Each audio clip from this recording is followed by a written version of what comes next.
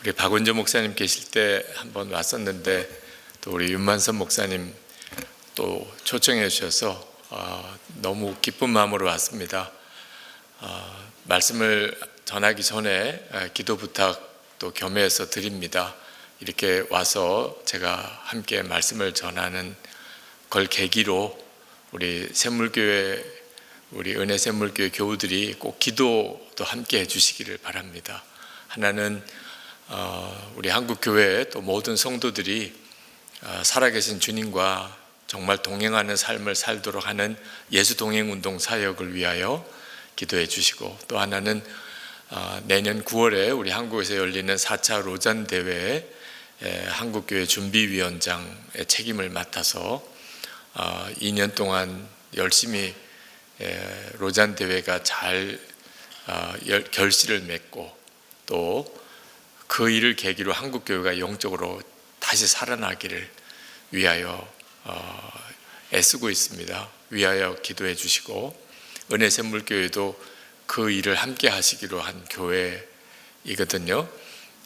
함께 기도해 주시고 또 함께 참여해 주시기를 꼭 부탁을 드립니다.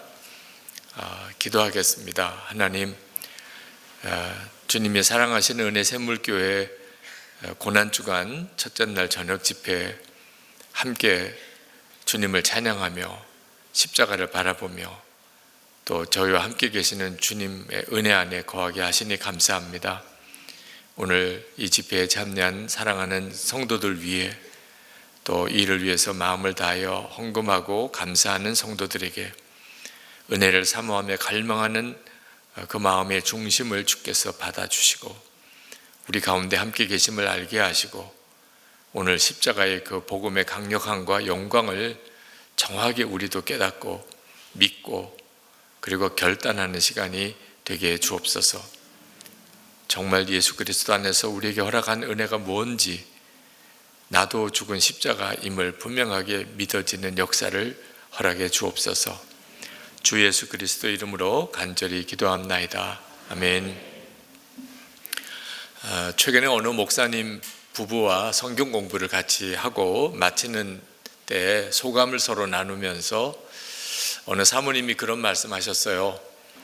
목사님, 그동안 제가 복음을 너무 어설프게 대충 알고 있었던 것 때문에 힘들었었다는 것을 깨달았습니다. 그러시더라고요. 정말 그렇습니다. 우리가 예수님의 십자가의 복음을 대충 알고 있기 때문에 예수 믿는 것이 힘들어요. 예수 믿는 것도 힘들다. 예수 믿는데도 지친다. 염려와 두려움은 여전하고 주님이 내 마음의 심령에 기쁨과 감사와 사랑으로 충만케 하시는 그 삶은 누가 그런 삶을 사는 거지? 이렇게만 느껴지고 내 주변에는 실제로 그런 사람 찾아보기가 참 어려운 이유는 딱 하나예요. 이 십자가의 복음을 대충 알고 있기 때문입니다.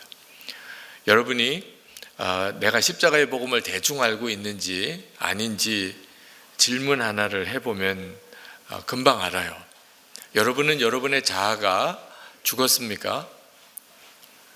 자, 이런 질문을 받으면 갑자기 이렇게 공황 상태에 빠져요. 네.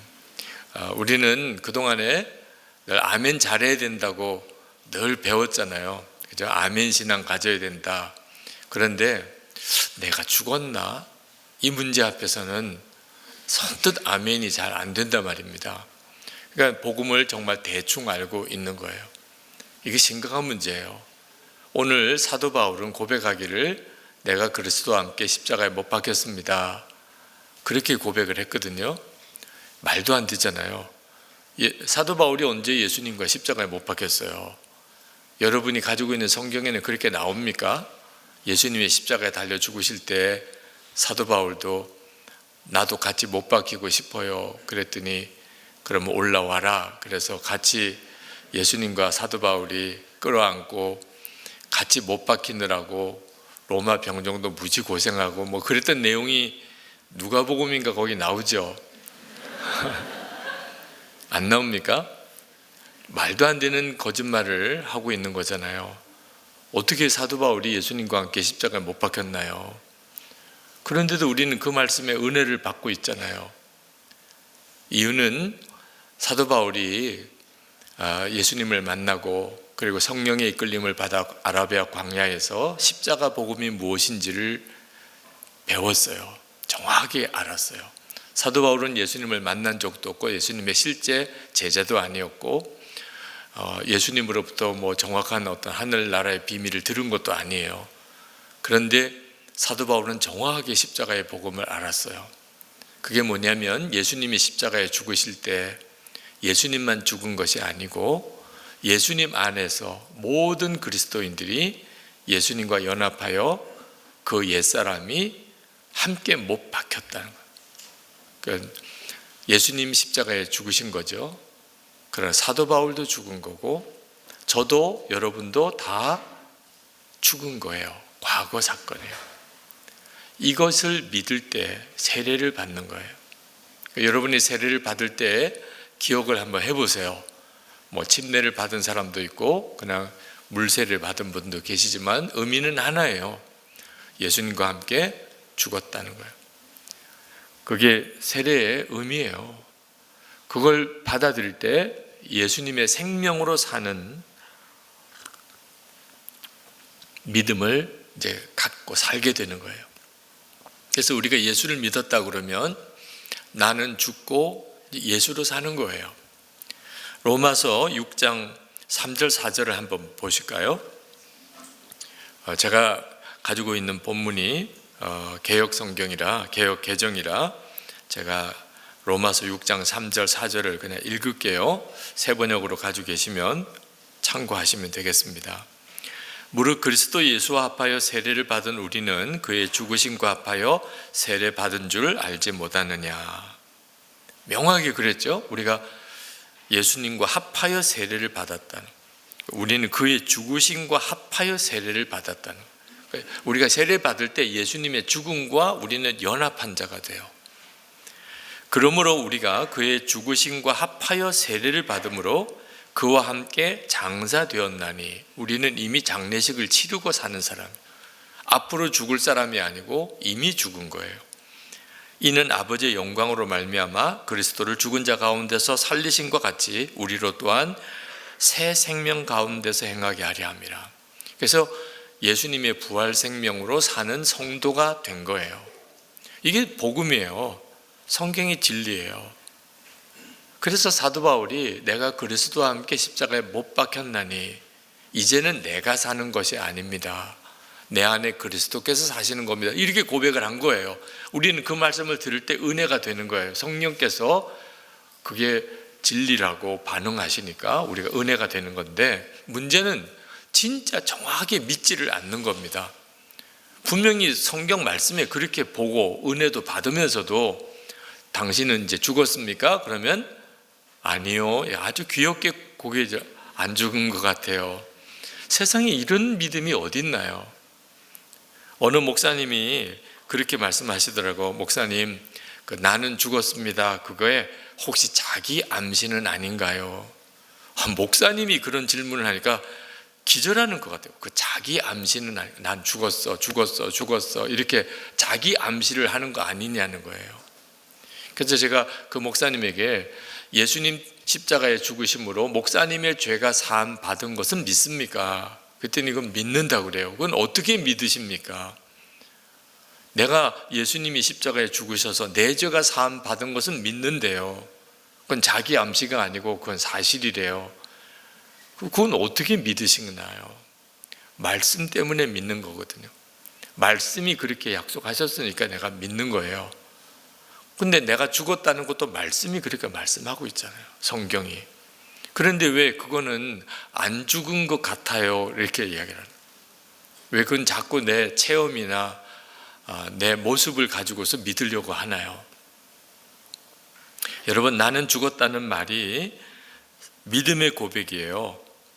전적으로 믿음의 고백이에요.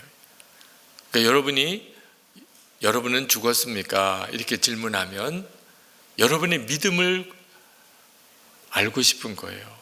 여러분이 정말 죽은 것을 믿는지, 그 말은 여러분이 진짜 예수님을 구주로 영접했는지, 여러분의 예수님이 여러분의 생명, 예수님이 여러분의 왕이 되신 사람인지를 묻는 거예요. 그러니까 믿음으로 정말 반응해야 하는 거죠. 고린도후서 5장 14절에 한 사람이 모든 사람을 대신하여 죽었은즉 모든 사람이 죽은 것이라. 성경에 그렇게 분명히 말씀하셨잖아요. 여기 모든 사람 안에는 저도 여러분도 들어있는 거예요. 그래서 어떻게 하라는 거냐? 이제는 그렇게 하나님이 은혜 주신 줄로 믿으라. 예수님과 함께 나는 예수님의 십자가에 죽으실 때 같이 연합하여 죽었다. 그게 세례받는 믿음이라. 이제 예수님의 부활 생명으로 나는 사는 거다. 그렇게 여기라.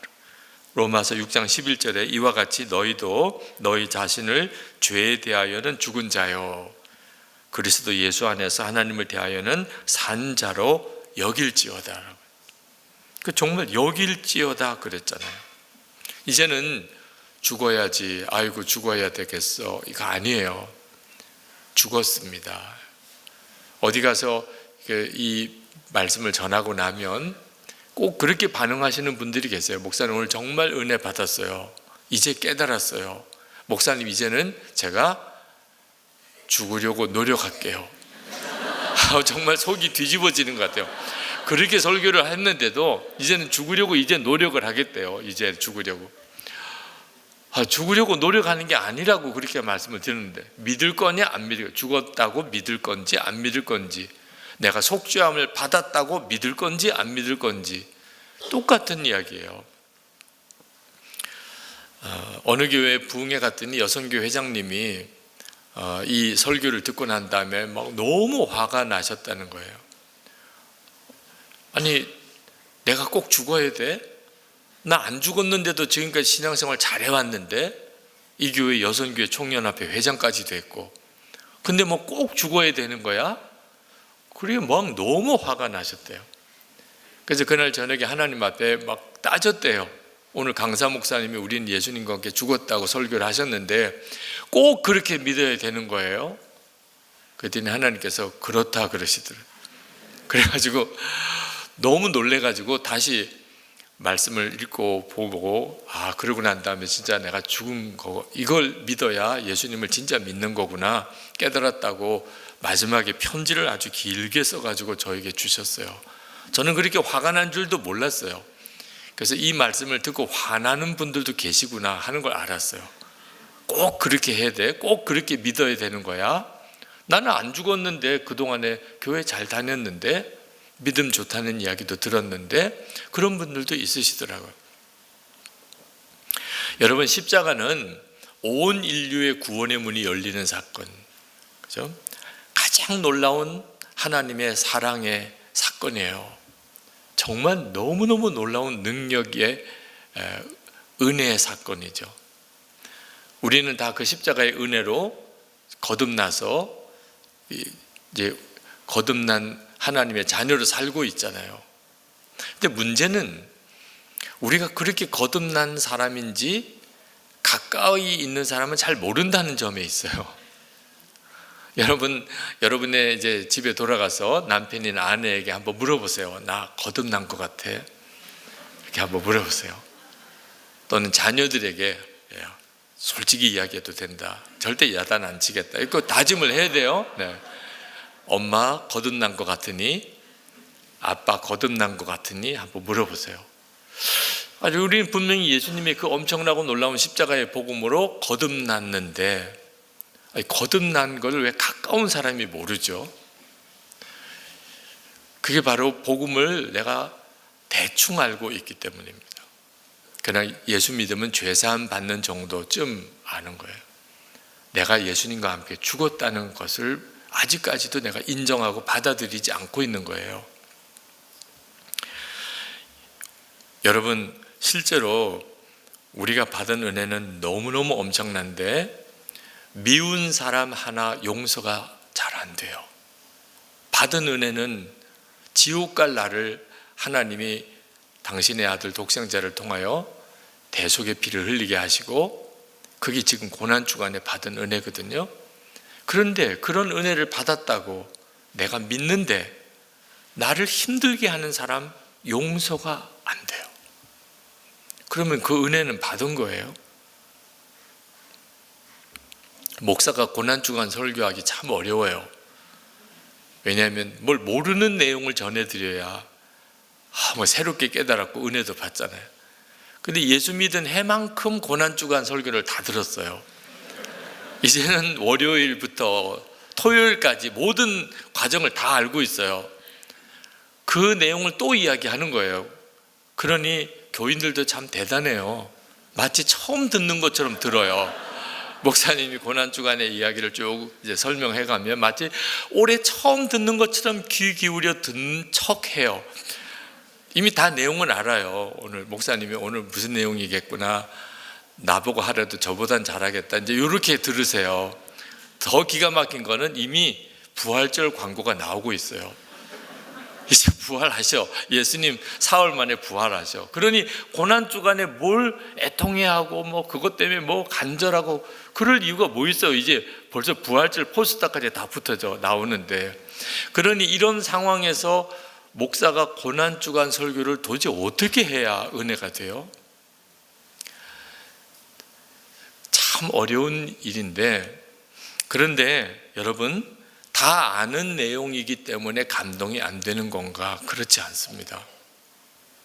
남의 이야기이기 때문에 감동이 안 되는 거예요. 남의 이야기니까. 이 십자가의 고난이 남의 이야기니까. 예수님의 십자가의 고난을 남의 이야기라고 말하는 게 참 죄송하지만 뭐 남은 남이잖아요. 그런 분들이 많으세요. 그분이 죽으신 거예요. 예수님이 얼마나 힘드셨을까, 얼마나 아프셨을까. 처음에 그 십자가의 복음에 눈이 뜨일 때는요, 진짜 십자가만 바라보고도 울었어요. 얼마나 힘들었을까. 내 죄 때문에 죽으신 거야. 이게 처음에 내 마음에 믿어질 때는요, 정말 하염없이 눈물도 흘렸어요. 자, 그런데 그 말씀을 또 듣고 또 듣고 또 듣고 이제 10년 되고 20년 되고 30년 되고 나니까 이제는 어느덧 눈물도 안 나요. 이게 왜 그렇죠? 이제 아는 내용이기 때문에 그런가요? 남의 이야기, 예수님 죽으신 이야기니까. 저희 부친이 6.25 때 피난 내려오신 분이에요. 6.25 전에 내려오셨고, 저희 양 아버님은 인민군에 또 끌려가셔서 저희 아버님은 국군으로 또 입대하시고 기가 막힌 사연을 가지고 있죠. 일가 친척들 다 피난 내려오시다가 요 수원 근처에 있는 어느 창고 건물에 잠을 잤는데 폭격으로 그만 거의 대부분 친척들 거기서 다 돌아가시고, 한국에 지금 와 사시는 친척들 몇 분 되지도 않으세요. 이제 이분들이 이렇게 모여 앉으시면 그 6.25 때 이야기를 하세요. 저는 하도 많이 들어서 다 외우고 있어요. 그 다음에 어떤 내용 나올 거 다 알아요. 네. 근데 그분들은 눈이 달라요. 그때 이야기를 하실 때 눈이 달라요. 마치 생생히 그날 그 자리에 있는 것 같아요. 그 이야기 들으면 참 신기해요. 자기 이야기니까. 우리에게는 우리 민족사에 6.25 전쟁이 있었다는 걸 다 알아요. 그렇지만 그분들은 6.25 전쟁은 자기 이야기예요. 그래서 6.25 전쟁 이야기는 항상 해도 그날 그 순간 같은 느낌이에요. 자기 이야기니까. 문제는 예수님의 십자가의 사건도 우리에게 그런가 하는 겁니다. 내 이야기인가? 예수님의 십자가가 내 이야기인가? 저는 본의 아니게 교인들을 속이고 살았어요. 본의 아니에요. 제가 생기기를 착하게 생겼어요. 그래서 저를 착한 줄 알아요. 선한목자 교인들도 저를 엄청 착한 줄 알아요. 여러분, 착하게 생긴 거하고 착한 거하고는 다른 거 알죠? 다 겪어보셨죠? 사람 얼굴로 그 사람 성격을 모르는 거예요. 교인들은 저를 아주 착한 목사로 생각하는데 저는 제 속이 썩을 대로 썩은 사람 같거든요. 여러분, 이런 위선적이라고 느끼는 목사의 심정을 아시나요? 교인들의 앞에 서서 말씀을 전하고 목회는 하지만 왜 그렇게 제 마음속에는 별의별 더럽고 악한 죄가 자꾸 이렇게 마음속에 일어나나요? 이 마음의 죄는 어떻게 하나요? 정말 하나님 앞에 몸부림치면서 하나님 앞에 합당치 않으면 목사직을 내려놓겠다고까지 했어요. 하나님이 허락지 않으시는 거라면 제가 어떻게 설교를 계속 할 수 있겠습니까? 근데 그때 하나님이 제게 주신 답이 갈라디아서 2장 20절이에요. 내가 이미 예수님과 함께 죽었다는 거예요. 저는 그 말씀을 들을 때 뛸 듯이 기뻤어요. 그렇지 않아도 죽고 싶은데 어떻게 하면 이런 나는 죽을 수 있을까? 그런데 이미 죽었다니, 이건 복음 중에 복음이잖아요. 많은 분들이 죽는 게 힘들다고 말들 해요. 목사님 죽는 게 힘들어요. 목사님 정말 죽는 거 너무 어려워요. 완전히 잘못 알고 있는 거예요. 죽지 않은 상태에서 예수님 믿고 하나님 말씀대로 살려니까 그게 죽을 노릇이에요. 자아가 죽지 않은 상태에서 하나님 말씀대로 살려니까 그게 도무지 감당이 안 되는 거예요. 한 번은 교회 안에 저에 대해서 아주 나쁜 소문이 돌았어요. 있지도 않은 이야기를 제가 한 것처럼 이야기가 돌았어요. 몰랐어요. 처음에는 어느 분이 교회를 이제 떠나겠다고 저에게 전화를 주셨어요. 깜짝 놀랐어요.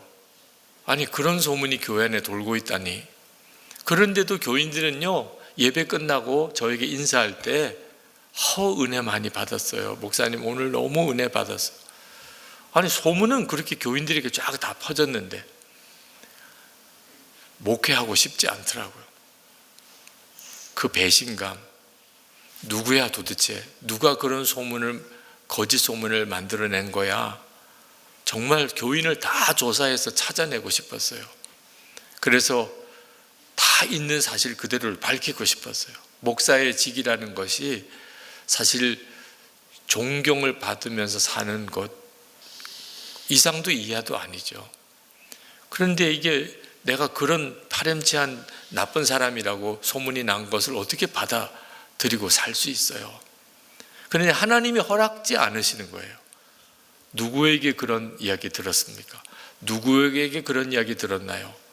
교인들에게 그렇게 찾아서 물어보면 누군가가 처음에 이야기를 꺼낸 사람을 밝힐 수는 있겠지만 그 다음에 교회에서 어떻게 사랑을, 용서를 설교할 수 있겠어요?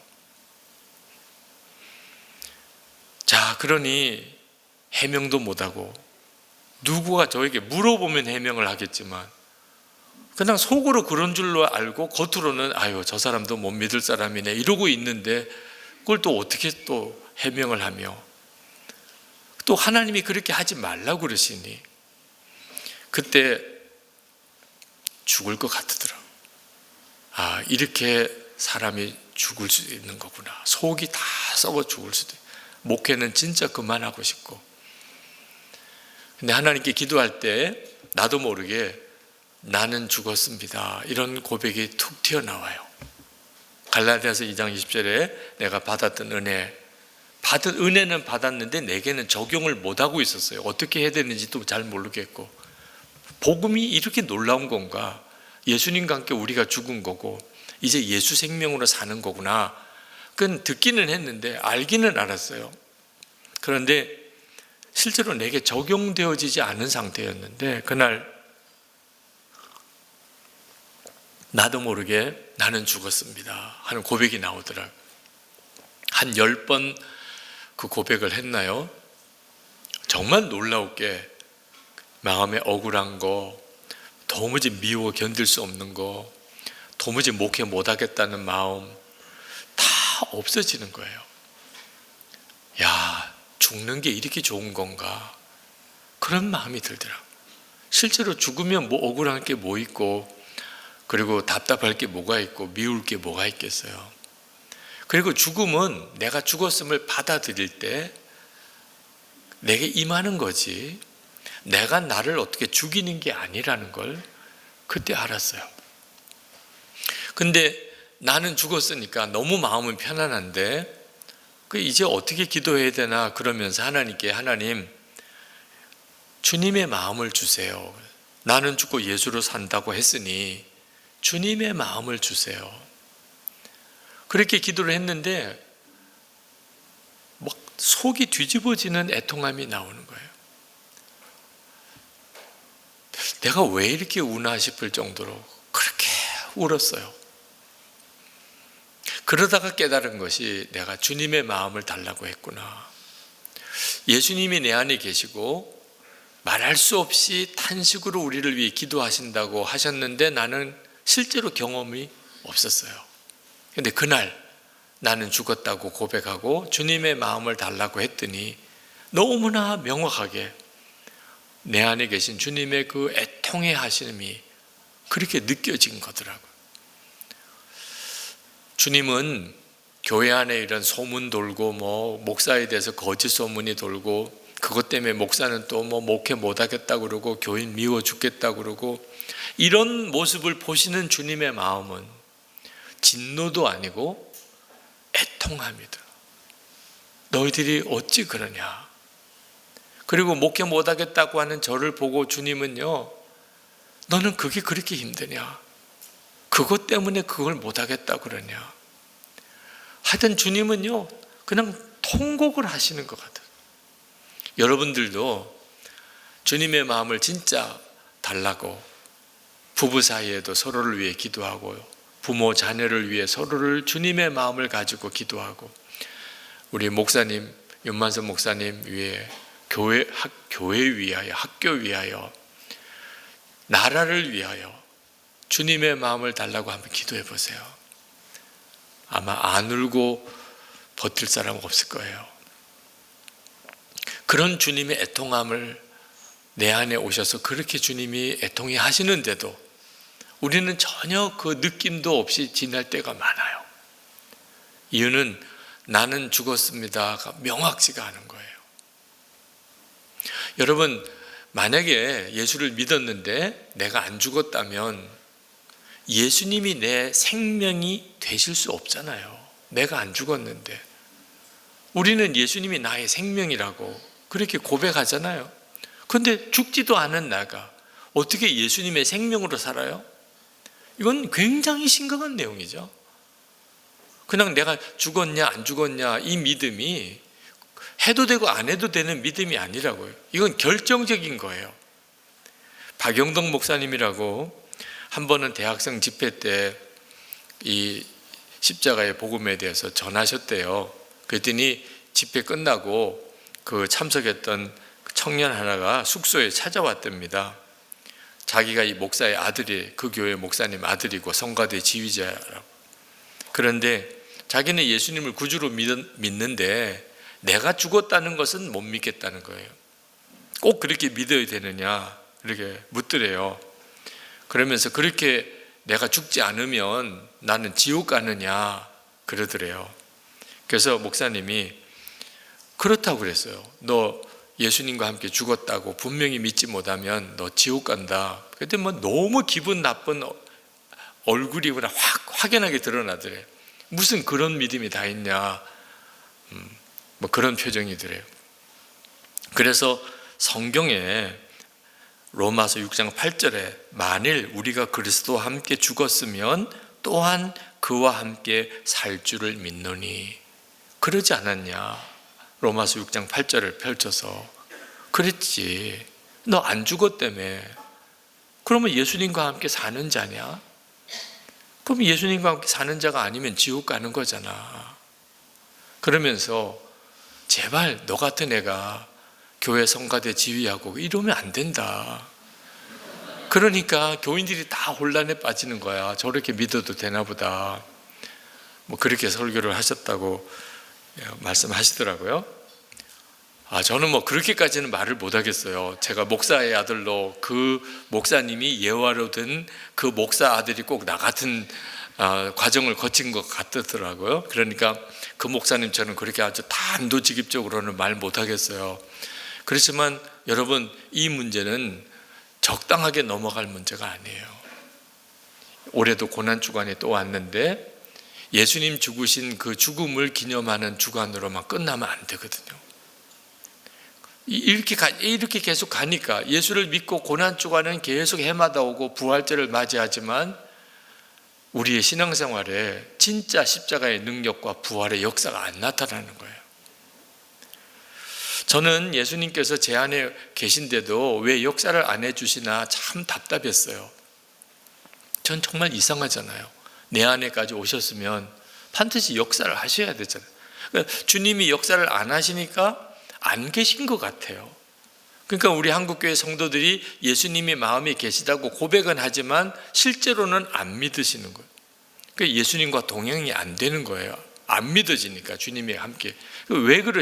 왜 그러시나 알고 보니까 예수님이 역사를 안 하시는 게 아니고 못 하시는 거였어요. 예수님이 우리 안에 손님이시기 때문에. 가나온인 잔치집에 예수님이 물을 포도주로 바꾸셨는데 처음에는 포도주가 떨어졌는데도 아무것도 안 하시려고 하셨어요. 왜냐하면 손님이셨으니까. 예수님의 어머니 마리아가 그 종들을 불러다가 이분이 시키는 대로 하라. 종은 누가 시키는 대로 하는 사람이에요? 주인이 시키는 대로. 그러니까 예수님이 시키는 대로 하는지 안 하는지 보았어요. 물을 떠다가 그 돌 항아리에 갖다 부으라.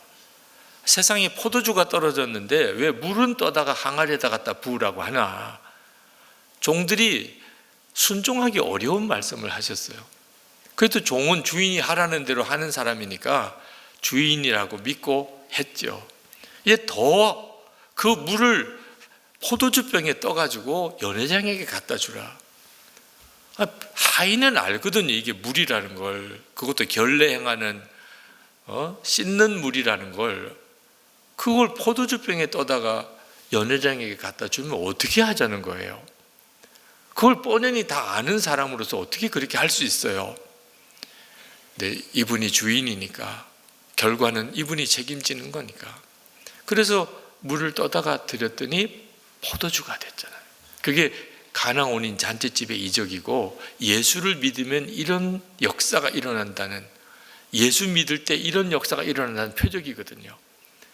자, 왜 우리에게 물이 포도주가 되는 것 같은 삶의 변화가 안 나타나는가? 예수님은 우리 안에 계세요. 우리가 영접했으니까. 그런데 예수님이 손님이세요. 그러면 주님은 아무것도 하실 수가 없어요. 집안에 어려운 일이 생겼어요. 문제가 생겼어요. 주님 도와주세요. 그게 나와 무슨 상관이 있느냐. 이런 섭섭한 이야기를 주님이 하신다면. 그런데 섭섭한 이야기가 아니에요. 예수님이 손님이시니까 내 삶에 우리 집안의 일에 주님이 간섭하실 수 없으세요. 제가 해외 집회를 가면 이따가 교민 가정에 묵을 때가 있는데 그럴 때 꼭 하시는 이야기가 목사님 집처럼 여기세요. 저는 한 번도 저희 집처럼 여긴 적이 없어요. 그 집사님 마음은 너무 귀하지만 제가 만약에 그 집사님 집을 내 집처럼 여기면 일단은 우선 다 둘러봐야 되잖아요. 여러분 집이면 안 둘러보시겠어요? 안방이고 건너방이고 장롱이고 창고고 화장실이고 일단 내 집이니까 일단 다 봐야 되잖아요. 제가 그렇게 하면 얼마나 불쾌해 하시겠어요. 저는 있으라는 방에 딱 갇혀 지내요. 거실에 나갈 때도 문 빼꼼히 열고 가족들이 있나 없나 보고 없으면 살짝 나갔다가 인기척 들으면 살짝 들어왔다가 그렇게 지내요. 냉장고에 물 하나 마셔도 되느냐, 또 전화 하나 써도 되느냐. 그럼 막 야단을 쳐요. 그렇게 불편하게 지내실 거면 차라리 호텔에 가시래. 목사님 집처럼 여기라고 그러지 않았냐. 그러면 막 용서를 구해요. 배려를 해주셨는데 제가 익숙지가 않아서 그렇다고. 그리고 이제 집회가 끝나면 집사님 정말 제 집처럼 잘 지냈습니다. 그러면 또 너무 좋아하세요. 자, 그럴 때마다 예수님이 우리 안에 꼭 그 느낌이시겠다는 생각이 드는 거예요. 우리는 예수님을 주님이라고 조금도 의심 안 해요. 예수님 주님이시죠. 그런데 예수님이 그렇게 느끼실까가 문제예요. 예수님이 여러분 안에 오셔서 내가 너의 주인이구나. 이 집에 내가 주인이구나. 이렇게 느끼실까요? 여러분이 예수님이 하라는 대로 다 하세요? 성경 보라 그러면 성경 보고, 기도하라면 기도하고, 전도하라면 전도하고, 참으라면 참고, 용서하라면 용서하고, 내놓으라면 내놓고, 가라 그러면 가고, 서라 그러면 서고, 주님 원하는 대로 다 하시죠? 하여튼 주님은요, 힘든 것만 왜 하라고 그러는지 몰라. 왜 이렇게 정말 내 사정도 모르시나. 주님 왜 나만 자꾸 이렇게 들볶으세요? 네. 그러면서도요, 그냥 영상 볼 시간은 있어요. 또 드라마 볼 시간도 있고. 하여튼 우리 주님이 내 안에 오시긴 했지만 속이 터지세요. 그러면서도 우리는 태연히 예수님을 주님이라고 해요. 그러니까 주님이 역사를 못 하시는 거예요. 안 하시는 게 아니고. 여러분, 자아가, 죽지 않은 자아가 뭔지를 사사기 21장 25절에 정확히 말씀하셨어요. 사람이 자기 소견에 옳은 대로 행하였더라. 그 당시에는 왕이 없으므로 사람이 자기 소견에 옳은 대로 행하였다. 그러니까 자기 생각에 옳은 대로 말하고 행동하는 거, 그게 전형적인 자아의 특징이에요. 그렇게 하니까 부부싸움도 생기는 거예요. 부부싸움 왜 생겨요? 다 자기 생각에 옳은 대로 말하고 행동하니까. 교인들끼리 왜 싸워요? 다 자기 생각에 옳은 대로 말하고 행동하니까 싸우는 거예요. 그러니까 자아가 죽지 않는다는 것은 예수 믿는 데 있어서 결정적인 문제예요. 사실 핍박이 문제가 아니에요. 지금 세상이 여러 가지로 교회에 대해서 좋은 인상이 아닌데 그것도 문제가 아니에요. 사실은 진짜 문제는 죽지 않는 내 자아가 예수님의 역사를 다 가로막는 거예요. 우리 남편이 예수 믿으시는 분, 자매님에게 제가 한번 물어볼게요. 남편이 예수 믿으시는 분만 대답하세요. 예수 믿는 남편을 보니까 예수님 보는 것 같으죠? 왜 갑자기 충격적인 표정을 하세요? 아니, 그것도 질문이에요. 이런 느낌이에요. 자, 예수 믿는 남편분들, 예수님 마음이 계시죠? 그러시니까 오늘도 여기까지 오셨죠. 여러분을 예수 믿게 하고 은혜 받게 하고 오늘도 이 집회에 오게 하신 분이 여러분 안에 계신 주님이시잖아요. 아니, 여러분, 예수님이 여러분 안에 계신데 왜 아내가 그걸 모를까요? 아내는 남편의 속을요, 하루에 12번도 들어갔다 나왔다 하는 존재예요. 남편의 생각도 다 아내의 손바닥 안에 있어요. 그런데 남편 안에 예수님이 계신 걸 모른다는 거잖아요. 이 남편의 자아가 죽지 않으니까 예수님을 모시고 사는데도 아내도 모르는 거예요. 예수 믿는 아내를 둔 남편분들께 묻습니다. 아내를 보면 예수님 보는 것 같으죠?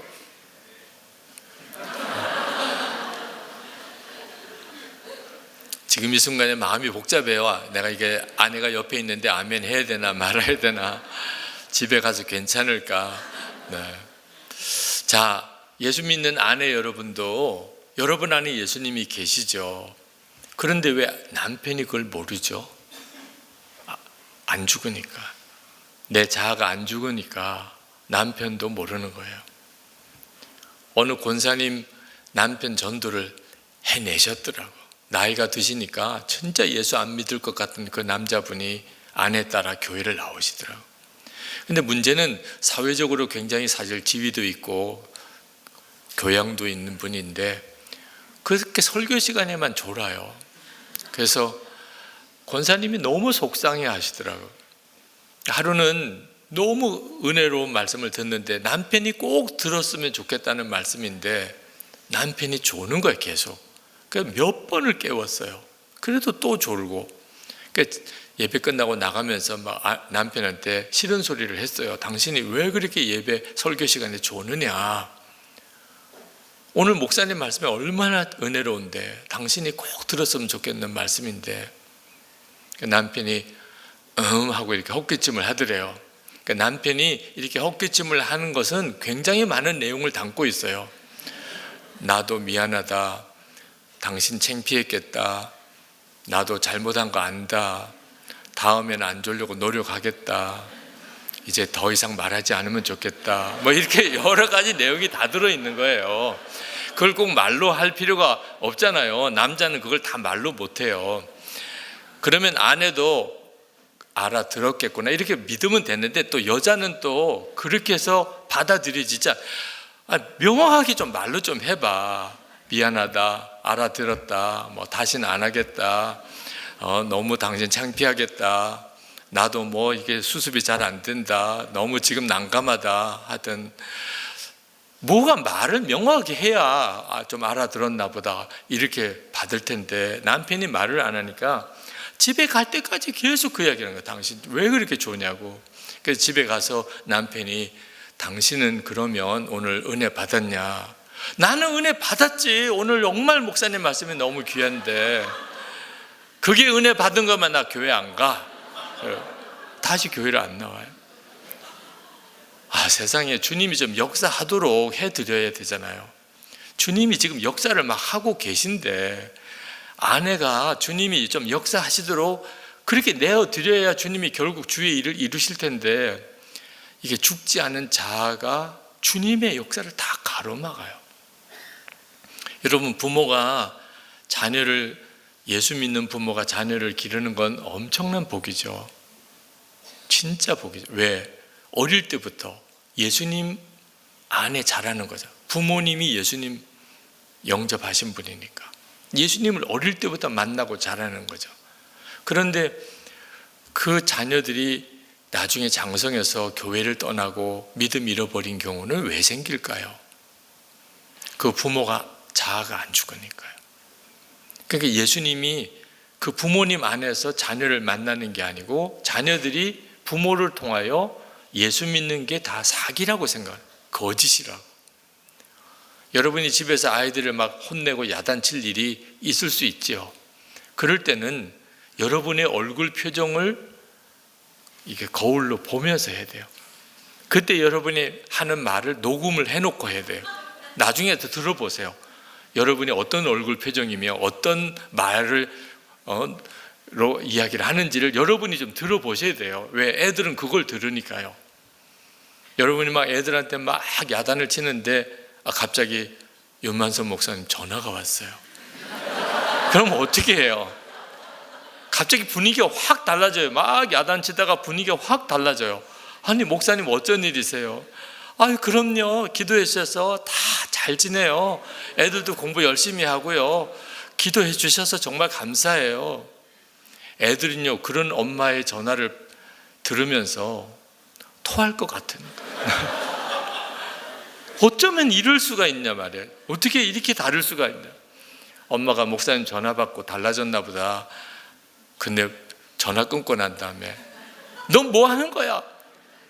완전히 사기다. 이건 진짜 연극이야. 목사님은 우리 엄마의 실상을 몰라. 그러니까 교회에서 집사도 시켰지. 뭐 이렇게 생각을 하는 거예요.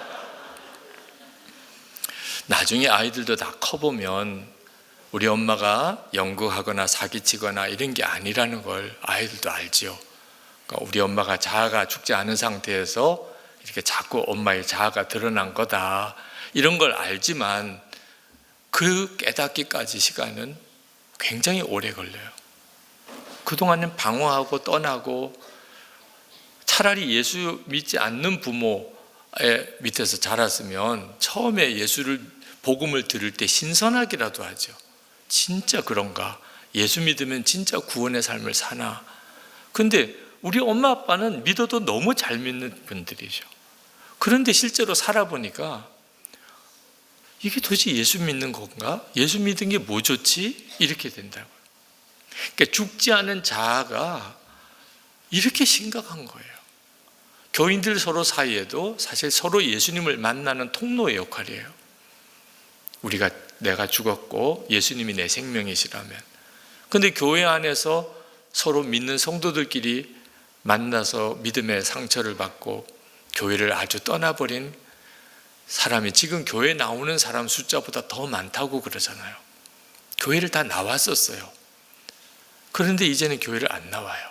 이유는 다 교회에서 만난 사람으로 인한 시험 때문에. 어떤 목사님이 은퇴하실 때 집 팔아 바친 교인도 받고 땅 팔아 바친 교인도 받고 피를 뽑아서 헌금한 교인도 봤는데 성질 뽑아 바친 교인은 못 봤다고. 은퇴하실 때 그런 이야기 하시더라고. 우리 은혜 샘물교회 교인들은 성질은 다 뽑아 바쳤죠. 그게 나는 죽었습니다. 이 신앙생활의 가장 중요한 핵심인 거예요. 여러분, 예수님께서 요한복음 15장 4절에 내 안에 거하라 나도 너희 안에 거하리라 이렇게 말씀하셨는데, 어떻게 하는 게 내 안에 거하는 거죠? 예수님 안에 어떻게 예수님 안에 거하는 거죠? 그 점에 대해서 참 애매해요. 예수님이 내 안에 거하시려면 먼저 내가 예수님 안에 거해야 되는데 어떻게 해야 예수님 안에 거하는 거죠? 그 말씀을 그대로 갈라디아서 2장 20절에 사도 바울이 고백한 거예요. 내가 그리스도와 함께 십자가에 못 박혔나니 이제는 내가 사는 거 아니요 그리스도께서 내 안에 사시는 거예요. 그러니까 그리스도께서 내 안에 사시는 것이라고 하는 그 앞에 전제가 예수님은 내 안에 거하라, 사도 바울은 이제 내가 사는 거 아니요. 그러니까 나는 죽었습니다. 모든 상황에서 남편과 사이에, 아내와의 관계, 부모님을 향하여, 자녀들을 향하여, 세상에 나가서 누구와 대할 때, 교인들과의 관계, 어떤 상황에서든 내 생각, 내 고집, 내 감정, 내 계획, 내 판단, 이젠 다 십자가에 못 박혔어요. 내가 사는 거 아니에요. 나는 죽었습니다. 주님의 생명으로 저는 삽니다. 주님의 마음을 주세요. 그렇게 가는 거라니까요.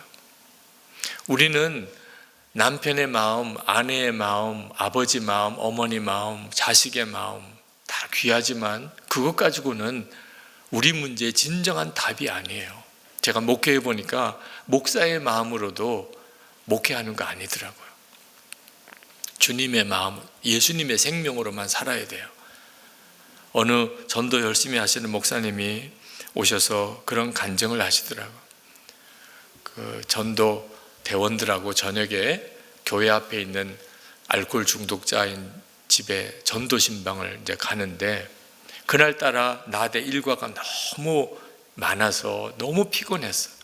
저녁에 전도 신방을 또 가자니 너무 힘들더래요. 이 술주정뱅이시라 주사가 너무 심해서 한번 이렇게 말이 되기 시작하면 끝도 없이 같은 이야기를 계속 해요. 3시간도 4시간도 그거 다 들어야 돼. 전도하러 갔으니. 그러니까 오늘 저녁에 이거 언제 퇴근할 수 있을지도 모르는 그런 상황이라 전도하러 가면서 마음에 집이 없었으면 좋겠다는 생각이에요. 그 사람 집이 없었으면 좋겠다. 근데 하나님이 정말 중심까지도 응답하시는 하나님이신지 진짜 없는 거예요. 집에 전도대원들은 너무 안타까워서 오늘 이분이 집에 안 계신가 봐요. 근데 목사님은 마음에 너무 좋은 거야. 근데 내색은 하실 수가 없잖아. 그래서 계속 문을 두들기면서 아무 개시 없어요. 그래서 전도대원들도 마음 정리하고 그 집 앞에서 같이 그 영혼 구원을 위하여 기도하고 일찍 집에 들어가셨어요. 목사님 너무 편하시더래. 야, 오늘은 집에 가서 좀 쉬는구나.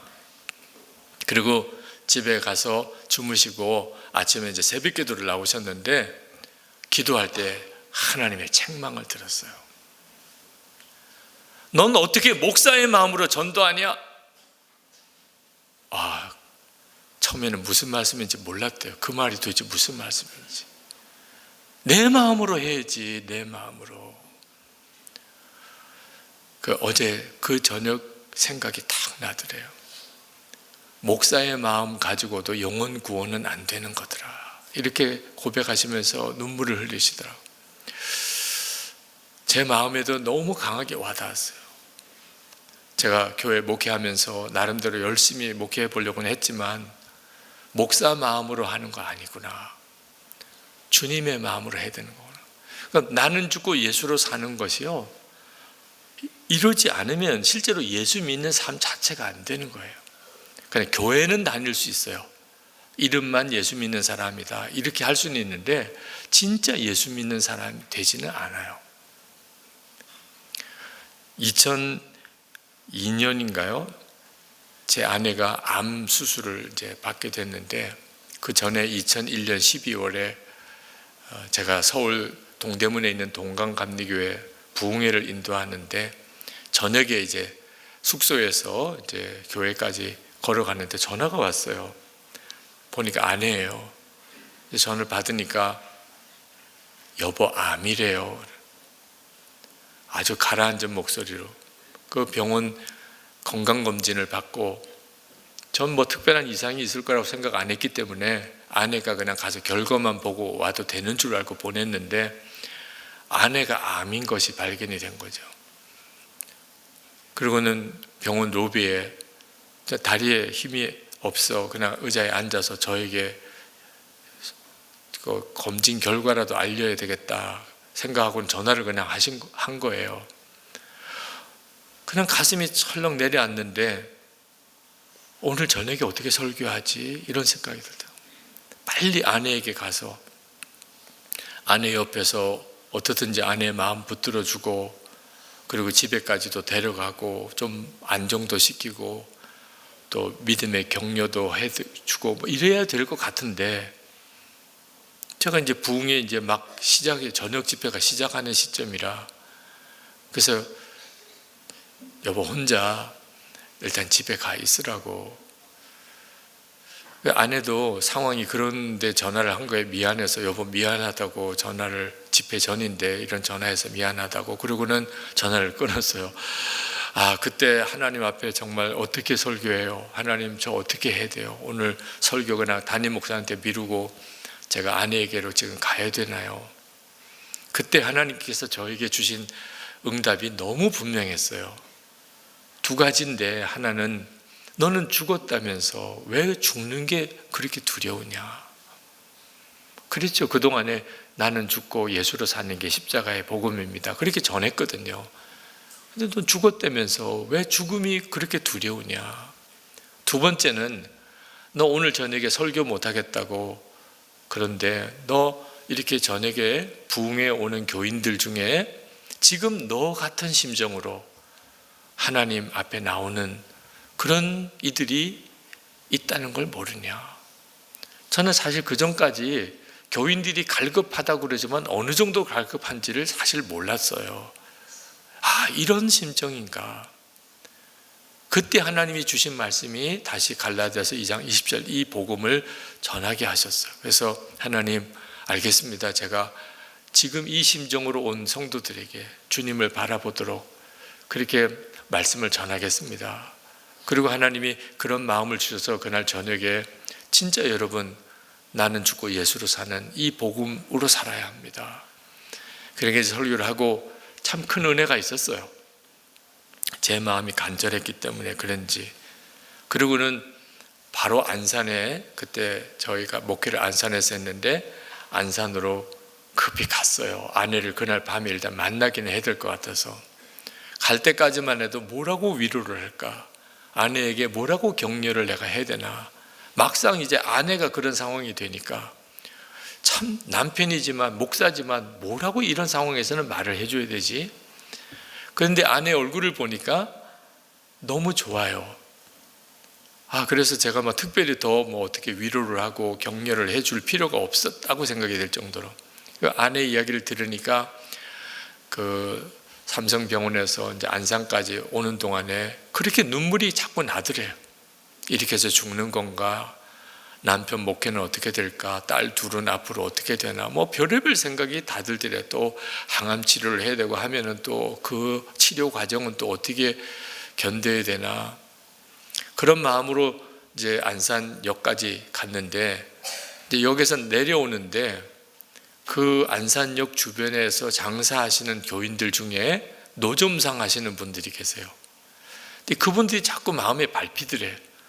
내가 이렇게 혹시 병원 치료를 하고 하면 저분들을 또 신방을 못 할 수도 있는데 오늘 신방하고 가야 되겠다. 그래서 이제 찾아갔더니 갑자기 담임 목사님 사모님이 밤에 그 노점상 있는데 신방을 오시니까 교인들 입장에서는 놀래기도 하고 좋기도 했겠죠. 같이 가서 이제 거기서 같이 기도도 하고 그리고 이제 택시를 타고 집에 오는데 택시 운전기사에게 예수 믿는지 묻고 싶더래요. 그래서 예수 믿으시냐고 그랬더니 화를 막 내더래요. 택시 운전기사도 정말 짜증나죠. 택시 탄 손님 중에 자꾸 전도하는 거, 그것 때문에 시달린 분들도 많으시죠. 그래서 제 아내가 죄송해요, 제가 지금 병원에서 암 진단을 받고 오는 길이에요. 그런데 택시 기사님을 보니까 진짜 천국에 가셔야지, 그 정말 천국 가실 믿음이 있으신가, 그런 마음이 들어서 나도 모르게 그런 질문을 드렸어요. 갑자기 택시 기사가 굉장히 진지하게 들으시더래요.